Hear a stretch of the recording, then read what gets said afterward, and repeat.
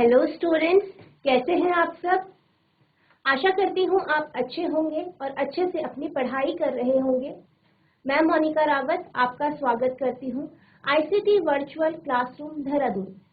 बच्चों, जैसे कि आप जानते हैं, आज हम क्लास 8 का जो आपका सब्जेक्ट है साइंस, उसका जो चैप्टर है stars in the solar system, उसको कंटिन्यू करेंगे।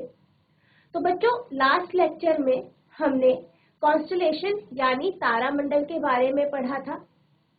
हमने ओरियन तारामंडल देखा था, जिसे आप हंटर या शिकारी तारामंडल भी कहते हैं।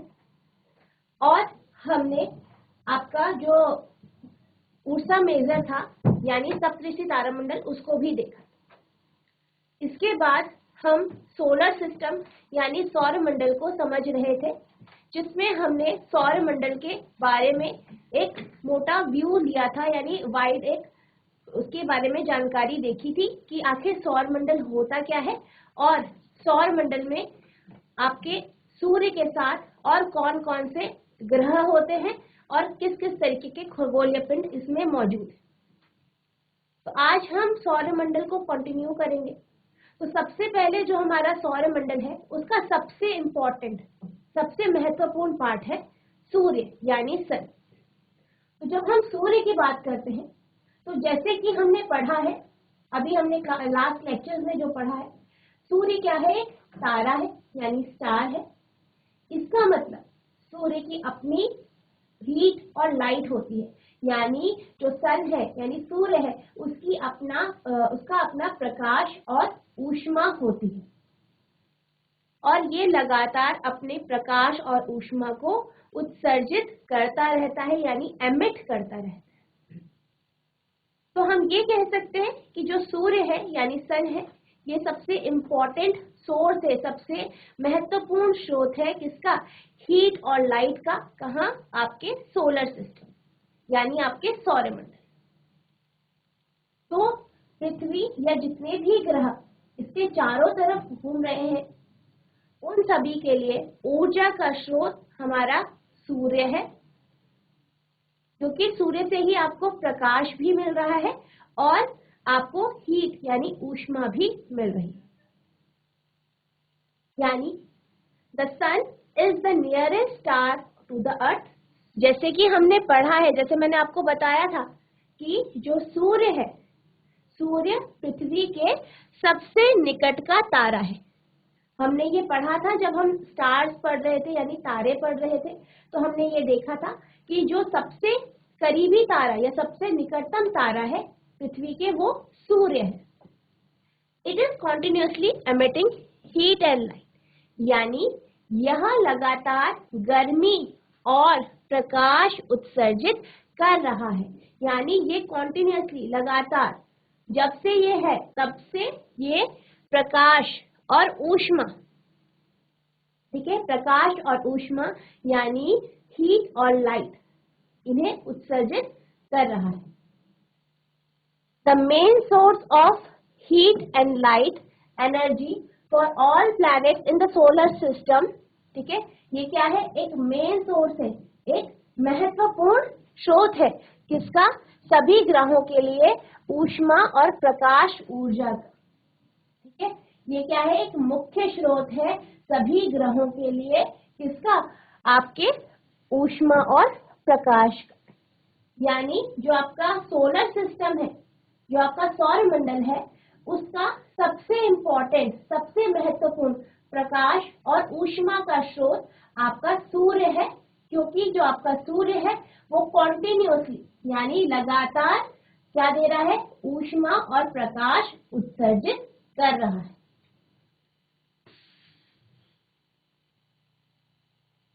तो सबसे पहले हमने किसके बारे में बात करी? सूर्य यानी सन के बारे में बात करी।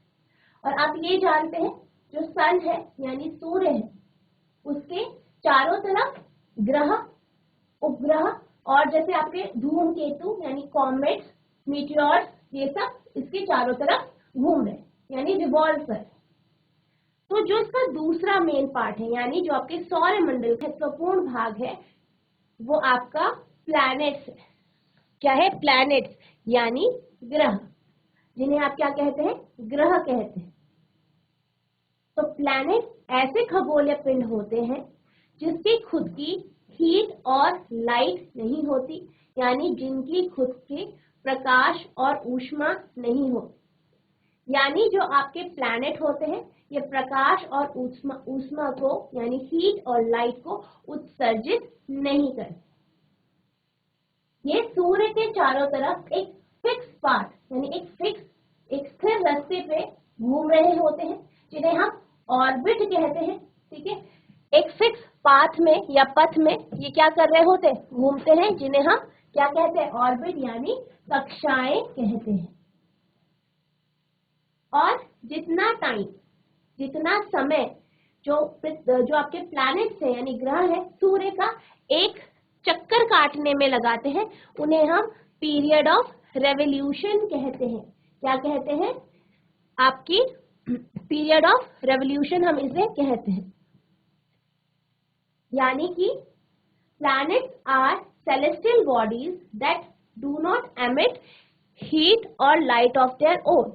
यानी ग्रह वे आकाशीय पिंड है जो स्वयं की ऊष्मा या प्रकाश, ठीक है, ऊष्मा या प्रकाश उत्सर्जित नहीं करते, यानी ये अपनी हीट और लाइट प्रोड्यूस नहीं करते, ठीक है, एमिट नहीं करते। इनकी खुद की हीट और लाइट यानी ऊष्मा और प्रकाश नहीं हो।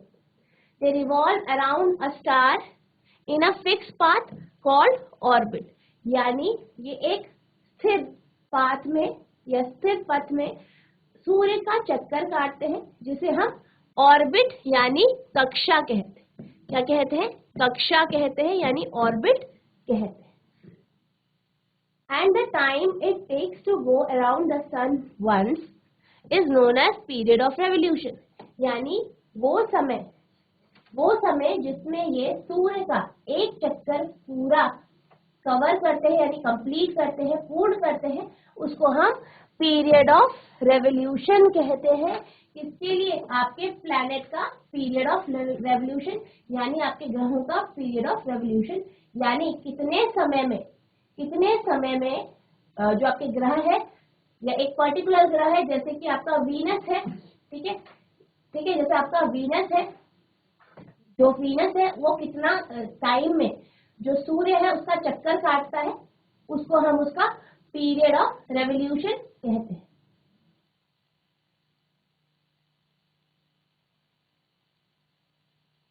अगर हम बात करें प्लैनेट्स, ठीक है, प्लैनेट्स की बात करें यानी ग्रह की बात करें, दूसरा हम स्टार्स की बात करें यानी तारों की अगर हम बात करें, तो हम ये समझना चाहेंगे कि आखिर ये जो दो खगोलीय पिंड है यानी ग्रह और तारे, ठीक है, ग्रह और जो तारे हैं, इन दोनों खगोलीय पिंड, ठीक है, जो ये दो खगोलीय पिंड है,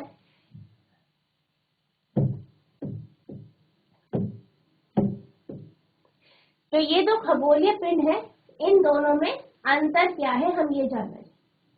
तो पहली बात, जैसे कि हमने पढ़ा है, जो आपका स्टार्स होते हैं, ठीक है, यानी जो आपके तारे होते हैं, वो क्या करते हैं, वो अपनी हीट और लाइट उत्सर्जित करते हैं, यानी अपना प्रकाश और ऊष्मा उत्सर्जित करते हैं। जबकि अगर हम बात करें प्लैनेट्स की, ठीक है, यानी ग्रह की बात करें, तो जो ग्रह होते हैं वो अपना प्रकाश और ऊष्मा उत्सर्जित नहीं करते, यानी वो अपनी हीट और लाइट एमिट नहीं करते। दूसरी चीज, जब भी आप पृथ्वी से तारों को देखते हैं, ठीक है, जब आप तारे देखते हैं तो आपने देखा होगा वो टिमटिमाते हैं, ठीक है, यानी वो क्या करते हैं, ट्विंकलिंग करते हैं यानी टिमटिमाते हैं। जबकि जो आपके प्लैनेट्स होते हैं, ठीक है, जो आपके प्लैनेट्स होते हैं वो टिमटिमाते नहीं है, ठीक है, वो टिमटिमाते नहीं, यानी कि आपको कभी भी ग्रह टिमटिमाते हुए नहीं दिखाई देंगे। जो प्लैनेट्स है यानी ग्रह है, वो अपनी पोजीशन यानी अपनी स्थिति को लगातार बदलते रहते हैं यानी चेंज करते रहते हैं, किसके रिस्पेक्ट में? आपके स्टार्स यानी तारे के रिस्पेक्ट। इसका एक एग्जाम्पल, जैसे कि हमने जब हम सौरमंडल पढ़ रहे थे,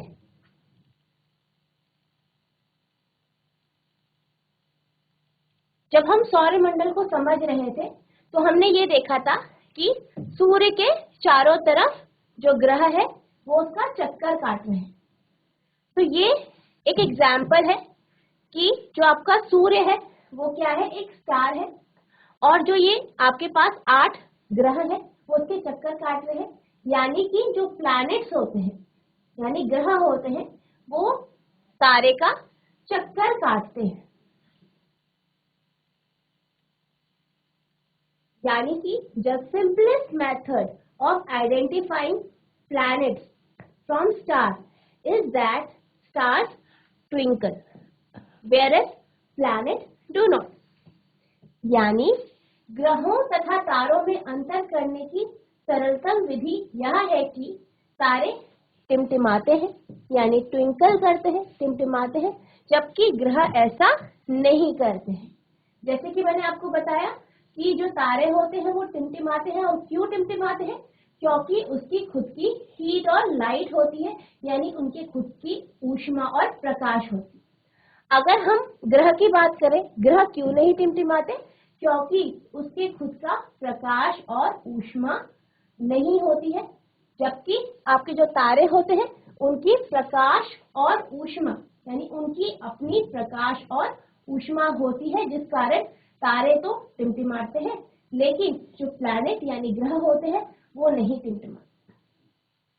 also the planets keep changing their position with respect to stars. यानी तारों के सापेक्ष सभी ग्रह की स्थिति भी बदलती रहती है। जैसे हमने पढ़ा कि सौरमंडल यानी सोलर सिस्टम में सन एक जगह फिक्स है, और जो प्लैनेट्स है यानी ग्रह है वो उसका चक्कर काट रहे हैं एक पर्टिकुलर ऑर्बिट में, यानी अपनी कक्षा में वो सूर्य का चक्कर काट रहे हैं। तो जो आपके प्लैनेट होते हैं, इसका मतलब ये है कि जो आपके प्लैनेट्स हैं यानी ग्रह है वो अपनी पोजीशन, अपनी स्थिति बदलते रहते हैं। किसके रिस्पेक्ट में? स्टार के रिस्पेक्ट में। और जब हम बात करते हैं सोलर सिस्टम की यानी सौरमंडल की, तो इस केस में सन क्या है आपका?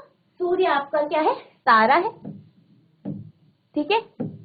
और इसके सापेक्ष जो आपके 8 ग्रह हैं, क्या है? 8 जो ग्रह हैं वो अपनी कक्षा में घूमते हैं किसके चारों तरफ? आपके सूर्य के चारों तरफ, यानी सूर्य के सापेक्ष वो अपनी स्थिति बदलते रहते हैं। अब इसको समझने के लिए हम एक एक्टिविटी करेंगे। तो आपको क्या करना है?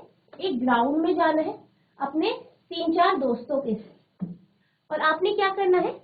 आपने किसी एक फ्रेंड को, अपने किसी एक दोस्त को बोलना है कि आप एक जगह खड़े हो जाए। यानी आपको उसे ये बोलना है कि आप सन हैं, आप सूर्य हैं, और आप एक जगह खड़े हो जाइए, कुछ इस तरीके से जैसे आपको ये लड़की खड़ी हुई दिखाई दे रही होगी जिसने गुलाबी रंग की फ्रॉक पहनी। बाकी जो आपके फ्रेंड्स हैं उनको आप अलग अलग नाम दीजिए जो आपके प्लैनेट यानी ग्रहों के नाम हैं। जैसे कि आप यहाँ पे देख सकते हैं, आप किसी को मरकरी, वीनस, अर्थ, मार्स, इस तरीके से आप नाम दे सकते हैं। यानी बुध, शुक्र, पृथ्वी, मंगल, इस तरीके से आप उन्हें नाम दे सकते हैं। फिर आपको क्या करना है? जो वो लड़की है उसे एक सेंटर पे खड़े होने हैं, यानी उसको कहना है कि आप सेंटर पे खड़े हो जाइए, और उसके चारों तरफ आपको सर्कल, ठीक है, सर्कल्स बनाने हैं इस तरीके से। और जो आपके बाकी 4 फ्रेंड्स हैं उन्हें कहना है कि आपको इस सर्कल में चलना है, ठीक है। आपको क्या करना है? इस सर्कल में चलना है। तो जो लड़की जिसके हाथ में या जिसको आपने सूर्य बनाया है यानी सन बनाया है, वो एक जगह फिक्स रहेगी, यानी वो एक जगह स्थिर रहेगी, और बाकी जो आपके फ्रेंड्स हैं, बाकी जो 4 फ्रेंड्स हैं, 4 दोस्त हैं, वो उन सर्कल्स के ऊपर चलेंगे, यानी जो आपकी फ्रेंड है जिसे सूर्य बनाया है उसका चक्कर काटेंगे। तो इससे आपको ये समझ में आएगा कि किस तरीके से जब आप एक सर्कल बनाते हैं, ठीक है, एक आपने सर्कल बनाया और उस पे आपके जो फ्रेंड्स हैं वो चल रहे हैं, तो किस तरीके से वो जो प्लैनेट्स होते हैं वो इसी तरीके से आपकी जो सूर्य के चारों तरफ अपनी कक्षा में यानी अपनी ऑर्बिट्स में घूमते रहते हैं और टकराते नहीं है, क्योंकि उन सभी की एक फिक्स ऑर्बिट होती है, यानी एक फिक्स कक्षा होती है जिसमें वो घूमते हैं। जैसे कि इस एक्टिविटी में आपने बहुत 4 सर्कल्स बनाए और अपने फ्रेंड्स को कहा कि आप इनमें चलिए। इसी तरीके से जो प्लैनेट्स होते हैं, ठीक है, प्लैनेट्स होते हैं यानी जो ग्रह होते हैं वो सूर्य का चक्कर काटते हैं एक फिक्स ऑर्बिट में, यानी अपनी एक फिक्स जो उसकी कक्षा है उसमें। इससे आप जो आपके प्लैनेट्स है, ग्रह है, वो किस तरीके से सूर्य का चक्कर काटते हैं अपनी ऑर्बिट में, आप इस एक्टिविटी के थ्रू से समझ सकते हैं।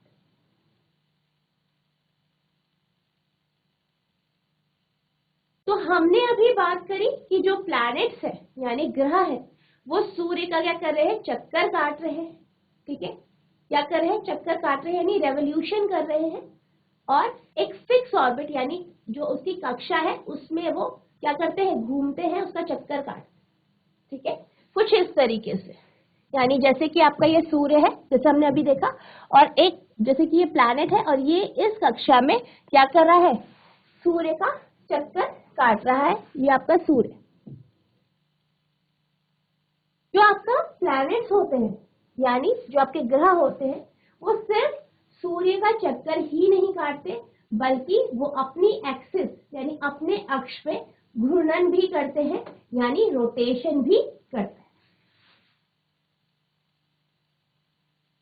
तो जो आपके प्लैनेट्स होते हैं, ठीक है, जैसे प्लैनेट्स है, जैसे कि यहाँ पे आप देख सकते हैं, यहाँ पे पृथ्वी है, ठीक है, और ये क्या कर रही है, ये रोटेशन कर रही है, यानी ये घूर्णन कर रही है अपनी एक्सिस में, ठीक है, आप देख सकते हैं कि ये अपनी एक्सिस में घूम रही है, घूर्णन कर रही है।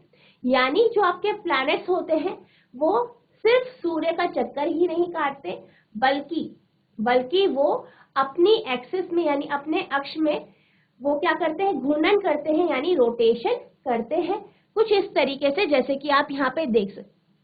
तो आपको ये लग रहा होगा कि जो ये प्लैनेट है यानी जैसे ये अर्थ है, हमने अर्थ लिया है, तो ये इस तरीके से घूम रहा है जैसे कि लट्टू घूमता है। आपने लट्टू देखा होगा, लट्टू इसी तरीके से घूर्णन करता है। तो उसी तरीके से आपके जो प्लैनेट्स होते हैं यानी ग्रह होते हैं वो भी घूर्णन करते हैं, यानी रोटेशन करते हैं। Besides revolving around the sun, a planet also rotates on its own axis like a top. यानी सूर्य की परिक्रमा करने के साथ साथ ग्रह लट्टू की भांति अपने अक्ष पर घूर्णन गति भी करते हैं। यानी जो प्लैनेट्स होते हैं, ग्रह होते हैं, वो सूर्य का चक्कर लगाने के साथ साथ अपने अक्ष अपनी एक्सिस में घूर्णन भी करते हैं, यानी रोटेशन भी करते हैं, ठीक है। The time taken by a planet to complete one rotation is called its period of rotation.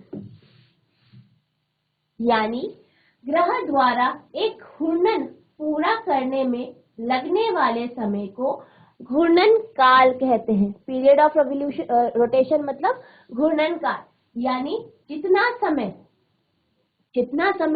एक ग्रह घूर्णन करने में लगाता है उसे हम पीरियड ऑफ रोटेशन कहते हैं। यानी अपने अक्ष में, जैसे कि ये एक ग्रह है, अपने अक्ष में जब ये एक घूर्णन कर देता है, उतने घूर्णन मतलब एक घूर्णन करने में ये जितना समय लगाता है उसको हम पीरियड ऑफ रोटेशन कहते हैं, यानी घूर्णन काल कहते हैं।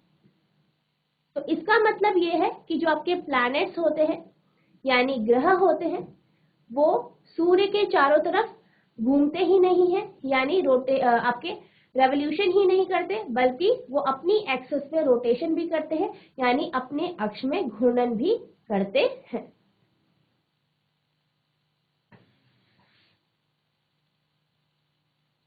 अभी हमने बात करी प्लैनेट्स की यानी ग्रह की।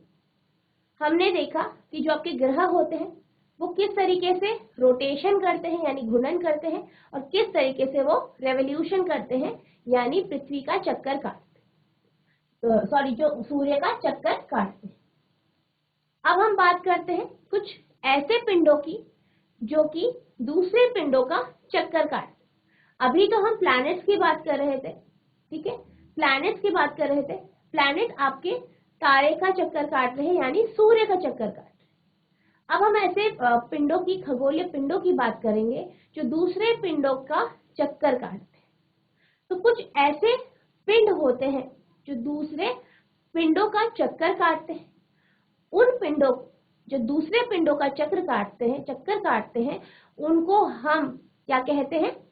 उनको हम उपग्रह कहते हैं, ठीक है। यानी ऐसे खगोलीय पिंड जो दूसरे खगोलीय पिंडों का चक्कर काटते हैं, ठीक है, परिक्रमा करते हैं, उनको हम उपग्रह यानी सैटेलाइट कहते हैं। अगर हम खगोलीय पिंड की बात कर रहे हैं तो आपको ऐसा लग रहा होगा कि आपका जो सन है, सूर्य है, वो भी एक खगोलीय पिंड है, और जो ग्रह है वो उसका चक्कर काट रहे हैं, वो भी एक खगोलीय पिंड है। तो इसका मतलब जैसे कि मर्क्यूरी है, ठीक है, मर्क्यूरी है, वो सूर्य का चक्कर काट रहा है। सूर्य भी एक खगोलीय पिंड है और मर्क्यूरी भी एक खगोलीय पिंड है। इसका मतलब जो आपका मरकरी है वो सूर्य का सैटेलाइट है, पर ऐसा नहीं है। हमने उन जो खगोलीय पिंड सूर्य का चक्कर काट रहे हैं उन्हें हम ग्रह कहते हैं, उनकी कुछ विशेषताओं के कारण, उनकी प्रॉपर्टीज के कारण। अगर हम सैटेलाइट यानी उपग्रह का कोई एग्जाम्पल या उदाहरण देखें तो हम ये कह सकते हैं कि आप ये जानते हैं कि जो पृथ्वी है, ठीक है, जैसे कि आप यहाँ पे देख सकते हैं पृथ्वी है, पृथ्वी का चक्कर कौन काट रहा है? आपका चंद्रमा। चंद्रमा पृथ्वी का चक्कर काट रहा है एक फिक्स ऑर्बिट में, ठीक है। तो अर्थ जो है यानी पृथ्वी जो है एक खगोलीय पिंड है, और जो आपका मून है, चंद्रमा है, वो भी खगोलीय पिंड है। तो हम ये कह सकते हैं कि जो आपका मून है यानी चंद्रमा है वो पृथ्वी का क्या है? उपग्रह है यानी सैटेलाइट। यानी अगर आप सैटेलाइट का एक एग्जाम्पल देखें तो जो आपका मून है, चंद्रमा है, वो पृथ्वी का सैटेलाइट है यानी उपग्रह है। अब जैसे कि हमने कहा कि जो आपका मून है यानी चंद्रमा है वो क्या कर रहा है? वो रेवोल्यूशन कर रहा है, किसका? पृथ्वी का, यानी पृथ्वी की परिक्रमा कर रहा है, पृथ्वी का चक्कर काट रहा है। इसके साथ साथ जो आपका चंद्रमा है उसका खुद का भी रोटेशन होता है, यानी वो अपनी अक्ष में घूर्णन भी करता है। अगर हम सैटेलाइट्स की बात करें यानी उपग्रहों की बात करें तो हमारे पास दो तरीके के उपग्रह होते हैं, एक नेचुरल सैटेलाइट और एक आर्टिफिशियल सैटेलाइट होती है। यानी नेचुरल सैटेलाइट होती है एक तरीके की, और दूसरी आपकी आर्टिफिशियल यानी कृत्रिम उपग्रह होते हैं। तो इसको हम सबसे पहले हम ये देख लेते हैं कि आखिर जो सैटेलाइट होते हैं वो होते क्या है। Some planets are known to have moon satellite revolving around them. यानी कुछ ग्रहों के ज्ञात उपग्रह हैं, ठीक है, कुछ ग्रहों के ज्ञात उपग्रह हैं यानी नोन सैटेलाइट्स हैं जिनके बारे में हमें पता है, जो उनकी परिक्रमा करते हैं। जो क्या करते हैं? उनकी परिक्रमा करते हैं, यानी उनके चारों तरफ रिवॉल्व करते हैं यानी परिक्रमा करते हैं। Any celestial body revolving around another celestial body is called its satellite. यानी ऐसे खगोलीय पिंड की परिक्रमा करने वाले अन्य खगोलीय पिंडों को पहले खगोलीय पिंड के क्या कहते हैं? उपग्रह कहते हैं। यानी वो खगोलीय पिंड जो दूसरे खगोलीय पिंड की परिक्रमा करते हैं उन्हें हम उस खगोलीय पिंड का क्या कहते हैं? उपग्रह यानी सैटेलाइट कहते हैं। We use the term satellite for the bodies revolving around planets. यानी ग्रहों की परिक्रमा करने वाले पिंडों के लिए हम उपग्रह शब्द का उपयोग करते हैं। यानी जब भी हम उपग्रह शब्द का प्रयोग करते हैं तो उन पिंडों के लिए हम उपग्रह शब्द का या सैटेलाइट वर्ड का यूज करते हैं जो प्लैनेट यानी ग्रह के परिक्रमा करते हैं, यानी ग्रह का चक्कर काटते हैं या परिक्रमा। तो जैसे मैंने आपको बताया कि जो चंद्रमा है यानी मून है, मून क्या है? अर्थ की सैटेलाइट है, यानी अर्थ का क्या है? पृथ्वी का क्या है? उपग्रह है। A moon is a satellite of earth, यानी चंद्रमा पृथ्वी का उपग्रह है। There are many man made satellite revolving around the earth, यानी बहुत सारे मानव निर्मित उपग्रह पृथ्वी की परिक्रमा कर रहे हैं, जिन्हें हम क्या कहते हैं? आर्टिफिशियल सैटेलाइट, यानी कृत्रिम उपग्रह। जो आपका चंद्रमा है वो क्या है? एक नेचुरल सैटेलाइट है, ठीक है, वो आपका क्या है? नेचुरल सैटेलाइट है। जबकि हम बात करें जो आपके मानव निर्मित उपग्रह है यानी मैन मेड सैटेलाइट्स है, उनको हम कृत्रिम उपग्रह यानी आर्टिफिशियल सैटेलाइट कहते हैं। तो आपके जो आर्टिफिशियल सैटेलाइट्स होते हैं वो कुछ इस तरीके से हैं। आपको यहाँ पे बहुत सारे अलग अलग आर्टिफिशियल सैटेलाइट यानी कृत्रिम उपग्रह आपको दिखाई दे रहे होंगे जो कि पृथ्वी का चक्कर काट, और यहाँ पे आपको मून यानी चंद्रमा भी दिखाई दे रहा है जो कि आपका पृथ्वी का क्या है? Natural satellite. तो नेचुरल सैटेलाइट कौन से हैं?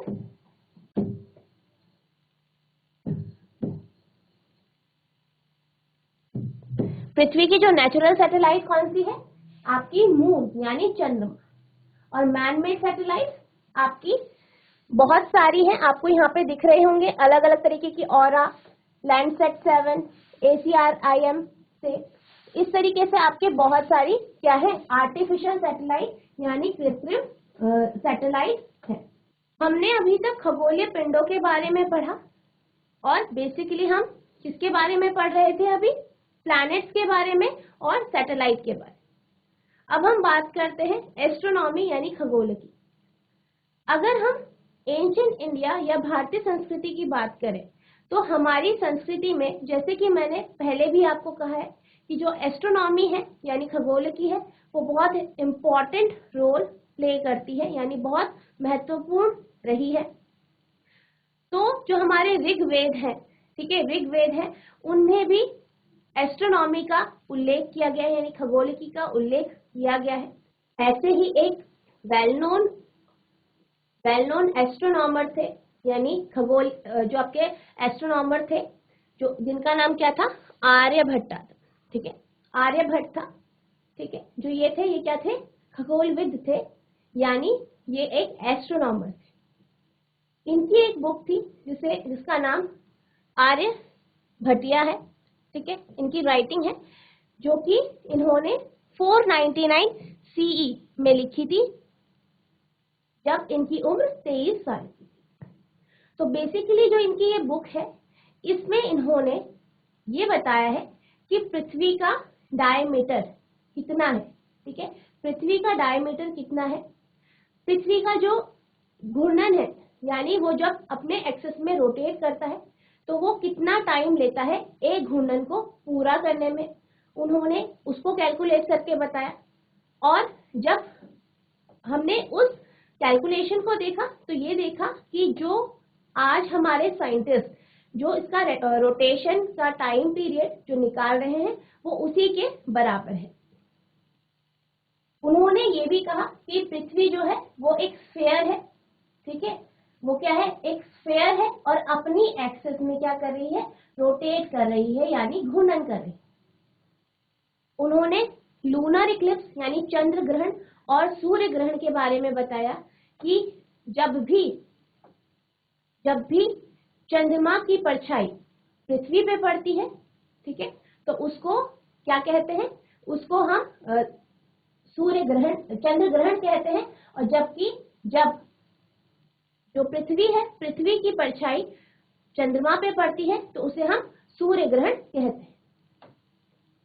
इस तरीके से उन्होंने पृथ्वी के बारे में बहुत सारी बातें बताई, बहुत सारी कैलकुलेशन की। तो ये हमारे एक एंशिएंट इंडिया के बहुत ही वेल नोन या बहुत इम्पोर्टेंट खगोलविद थे, या फिर आप कह सकते हैं एस्ट्रोनॉमर थे. The practice of astronomy in ancient India is mentioned in Rig Veda, which is composed about 4000 years ago. यानी जो आपकी एस्ट्रोनॉमी है, जो खगोलिकी है, वो भारतीय सभ्यता का बहुत इंपॉर्टेंट पार्ट है, बहुत ही महत्वपूर्ण पार्ट है, और इसके बारे में ऋग्वेदों में बताया गया है, जो कि 4000 वर्ष पूर्व लिखे गए या कंपोज किए, यानी एकत्रित किए गए या उन्हें बनाया. The most well known astronomer is Aryabhatta. तो इनमें सबसे इंपॉर्टेंट जो एस्ट्रोनॉमर थे वो कौन थे? आर्यभट्ट थे. The work of Aryabhatta on astronomy can be found in his writing Aryabhatiya. यानी जो आर्यभट्टिया इनकी राइटिंग है, इनकी बुक है, उसमें हम एस्ट्रोनॉमी के बारे में, खगोलिकी के बारे में पढ़ सकते हैं. इन्होंने ये बुक 499 CE में लिखी, जब इनकी उम्र 23 साल की थी, यानी 23 इयर्स के ये थे उस समय इन्होंने ये किताब लिखी. The diameter of earth is stated by Aryabhatta is close to the presently known value. यानी पृथ्वी का जो डायमीटर है वो आर्यभट्टा ने जो बताया था, वो जो अब आज जो हम जानते हैं, जो उसका डायमीटर जानते हैं, उसके क्लोज ही उसकी वैल्यू है, यानी उसके निकट ही उसकी वैल्यू है. This regarding the popular view of earth as अचला यानी immovable, Aryabhata stated that earth is sphere and rotates on its own axis. यानी पुरानी कहावतें थी, पुरानी कहावतों में ये कहा जाता था कि पृथ्वी क्या है? अचला है. इन्होंने उस बातों को, उनका खंडन किया. उन्होंने ये कहा जो पृथ्वी है वो एक स्फीयर है, यानी गोलाकार है, ठीक है, और वो एक स्फीयर है और वो अपनी एक्सिस में रोटेट कर रही है, यानी वो अपने अक्ष में घूर्णन कर रही है. वो अचला नहीं है, यानी वो इमूवेबल नहीं है, बल्कि वो क्या कर रही है? वो रोटेशन कर रही है, घूर्णन कर रही है. He estimated about the sidereal period of Earth was 23 hours, 56 minutes and 4.1 seconds, which is very close to the presently known value. यानी इन्होंने क्या किया? इसके पीरियड ऑफ रोटेशन बताया, यानी घूर्णन काल बताया, जो कि 23 घंटे 56 मिनट और 4.1 सेकेंड था, जो कि आप जानते हैं जो अभी हमें वैल्यू पता है उसके काफी क्लोज है, यानी काफी निकट. He also correctly stated that moon and planet shine due to reflected sunlight. यानी इन्होंने ये कहा, इन्होंने क्या कहा? He also correctly stated that moon and the planet shine due to reflected sunlight. यानी इन्होंने ये कहा कि जो प्लैनेट्स है यानी ग्रह है, जो प्लैनेट है यानी ग्रह है, और चंद्रमा है यानी मून है, ये दोनों सूर्य के प्रकाश के कारण परावर्तित होते हैं, यानी रिफ्लेक्ट होते हैं. ठीक है, यानी इन्होंने कहा कि जो चंद्रमा है और ग्रह है, ये सूर्य के प्रकाश यानी सनलाइट, किसके प्रकाश? सूर्य के प्रकाश, सूर्य का जो प्रकाश है इसके कारण ये रिफ्लेक्ट होते हैं, यानी परावर्तित होते हैं. He also gave a scientific explanation for solar and lunar eclipse. ठीक है, He also gave scientific explanation for solar and lunar eclipse. यानी इन्होंने चंद्र ग्रहण और सूर्य ग्रहण के बारे में एक्सप्लेनेशन दिया, उसके बारे में बताया. When the shadow of earth fall on moon, it causes lunar eclipse. यानी जब पृथ्वी की छाया चंद्रमा पे पड़ती है तो आपका क्या होता है? लूनर इक्लिप्स होता है, यानी चंद्र ग्रहण होता है. When the shadow of moon falls on the earth it causes solar eclipse. यानी जब चंद्रमा की छाया पृथ्वी पे पड़ती है तो सोलर इक्लिप्स यानी आपका सूर्य ग्रहण।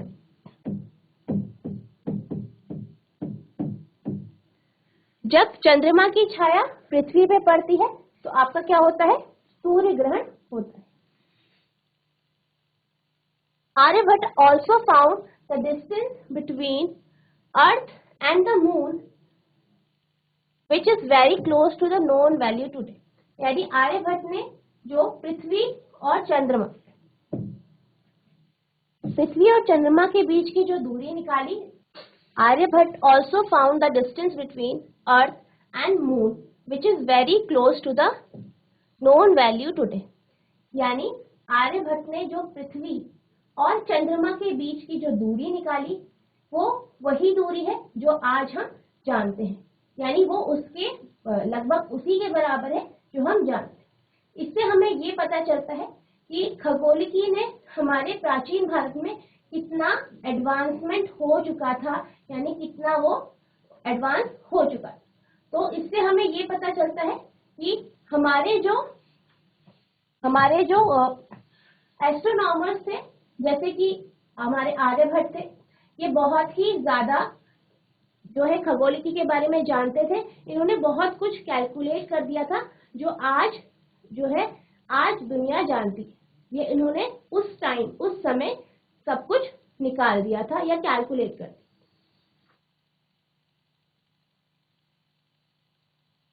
अब हम पढ़ते हैं प्लैनेट्स यानी ग्रहों के बारे में। तो ग्रह जैसे कि आप जानते हैं इनकी खुद की हीट और लाइट नहीं होती, यानी इनका खुद का ऊष्मा और प्रकाश नहीं होता है। तो सबसे पहला जो प्लैनेट है वो हमारा क्या है? मर्क्यूरी है, यानी बुध है। तो जो आपका बुध है यानी मर्क्यूरी है वो सूर्य के सबसे निकटतम ग्रह है, यानी सबसे नियरेस्ट प्लैनेट है, और ये सबसे छोटा प्लैनेट है solar system. The planet Mercury is nearest to the sun, यानी जो मरकरी प्लैनेट है वो सबसे निकटतम ग्रह है। The planet Mercury is nearest to the sun. बुध ग्रह सूर्य का निकटतम ग्रह है। The planet Mercury is the nearest to the sun, यानी बुध ग्रह सूर्य का निकटतम ग्रह है।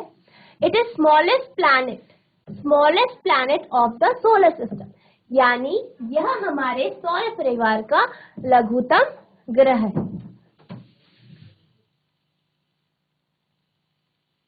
Because Mercury is very close to sun, it is difficult to observe it, as most of the time it is hidden in the glare of the sun. क्योंकि बुध सूर्य के अत्यधिक निकट है, अतः अधिकांश समय तक सूर्य की चकाचौंध, ग्लेयर मतलब चकाचौंध में छिपे रहने के कारण इसका प्रेक्षण करना अत्यंत कठिन है, यानी कि इसको देखना बहुत ज्यादा डिफिकल्ट होता है, कठिन होता है, क्योंकि ये सूर्य के पास है। यही कारण है कि हम इसको एकदम से ऑब्जर्व नहीं कर सकते या देख नहीं सकते। जो आपका मर्क्यूरी होता है यानी बुध ग्रह है, जो आपका बुध ग्रह है वो सनराइज यानी सूर्य उदय के तुरंत पहले और सूर्यास्त के तुरंत बाद आपको दिखाई देता है। जो मर्क्यूरी है वो सूर्य उदय से तुरंत पहले, यानी सूर्योदय से थोड़ा सा पहले और सूर्यास्त के तुरंत बाद यानी उसके पश्चात आपको दिखाई देता है। और जो आपका मर्क्यूरी है उसकी कोई भी सैटेलाइट यानी कोई भी उसका उपग्रह नहीं होता है, उसका अपना कोई भी उपग्रह नहीं। तो बच्चों आज हमने प्लैनेट्स के बारे में पढ़ा, स्टार्स के बारे में पढ़ा, सन के बारे में पढ़ा।